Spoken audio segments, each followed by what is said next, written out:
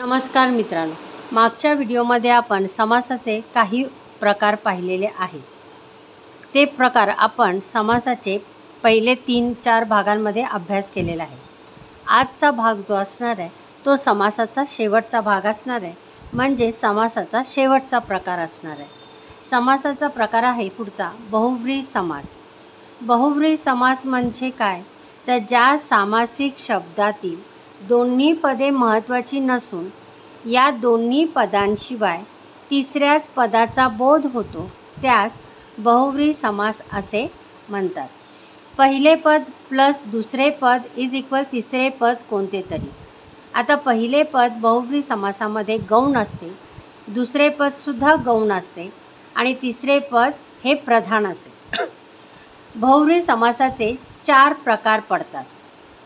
ते कोणते, तर एक विभक्ती बहुव्रीही समास, न बहुव्रीही समास, सहबहुव्रीही समास आणि प्रादि बहुव्रीही समास। पहिला आहे विभक्ती बहुव्रीही समास। या विग्रहात ज्याला, ज्याची, ज्याने अशी संबंधित सर्वनामे आलेली असतात। म्हणजे विग्रह करताना आपल्याला ज्याला, ज्याची, ज्याने या शब्दांचा समावेश करावा लागतो। उदाहरणार्थ लंबोदर, लंब आहे उदर ज्याचे असा तो लंबोदर। चक्रपाणी, चक्र आहे हाती ज्याच्या तो। लब्धदृष्टी, लाभली आहे ज्याला दृष्टी असा तो लब्धदृष्टी। अशा प्रकारे पुढचा प्रकार आहे न बहुव्रीही समास। न बहुव्रीही समासाचे पहिले पद अ, अन, न, नी असे नकारदर्शक असले तर त्यास न बहुव्रीही असे म्हणतात।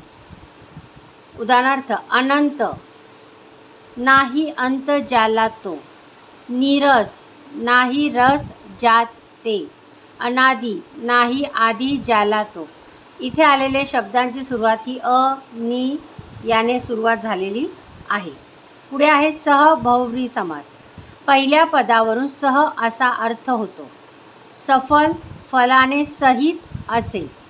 सवर्ण, वर्णासहित असा तो। सहपरिवार, परिवारासहित असा तो। पुढचा प्रकार आहे प्रादि बहुव्रीही समास। प्र, पर, सु, दूर, वि, अप असे उपसर्ग लागून जे सामासिक शब्द तयार होतात त्यांना प्रादि बहुव्रीही असे म्हणतात। सुमंगल, पवित्र आहे असे ते। प्रबळ, आर्थिक बलवान असा तो। अशा पद्धतीने आपण बहुव्रीही समासाचे 4 प्रकार अभ्यासले आहेत।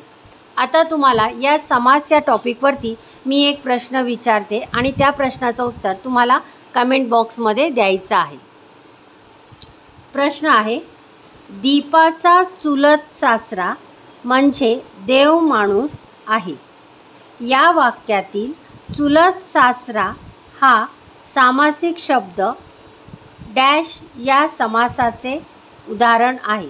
तुम्हाला चुलत सासरा या शब्दाचा समास ओळखायचा आहे थोडक्यात। पर्याय आहे समाहार द्वंद्व, पर्याय 2 इतरेतर द्वंद्व, पर्याय 3 मध्यमपदलोपी, पर्याय 4 वैकल्पिक द्वंद्व। या प्रश्नाचं उत्तर तुम्हाला कमेंट बॉक्समध्ये सांगायचं आहे।